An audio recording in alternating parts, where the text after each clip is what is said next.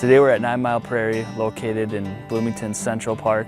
The whole 9 Mile Prairie area in general consists of about 4 acres of dry prairie, dry oak savanna, oak woodland, and it runs all the way down to the creek.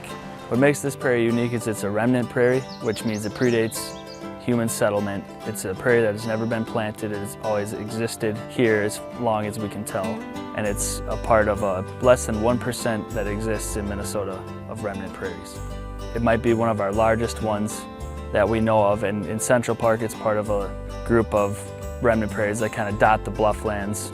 But due to invasive species, development, and lack of management on these sites, a lot of them are overgrown with brush and invasives and no longer exist without the help of workers in Bloomington or other outside efforts.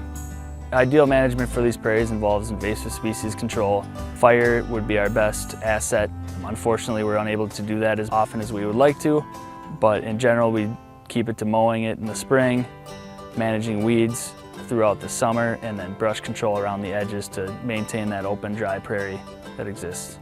What I like about the 9 Mile Prairie is the ecological diversity of the site. It changes throughout the year. You can come by in early June, go week by week, and you'll see different blooms of flowers. One of the biggest draws that I tell a lot of people about is in late March and early April, you can come out here and you'll find what's called pasque flower. It's the first flower to bloom in the spring in native prairies, and it's hard to find in areas except for remnants. And it's amazing to see this little flower come up and bloom when everything else around it looks like it's dormant or dead. To access the 9 Mile Prairie, there's a parking lot off of 106th Street between Humboldt and Morgan Avenue. There's an unmarked trail to the west of the parking lot that'll lead you directly to the prairie on top of the bluffs. And then there's another access. If you go over the bridge to the east, you can go down the walking trail until you reach mile marker 1.6, where you'll see another unmarked hiking trail going up the hill to your right. Follow that up and it'll lead you right into the prairie. While visiting the 9 Mile Prairie, please stick to the existing groomed trails provided in order to maintain maximum biodiversity for years to come and to not disturb existing plant communities.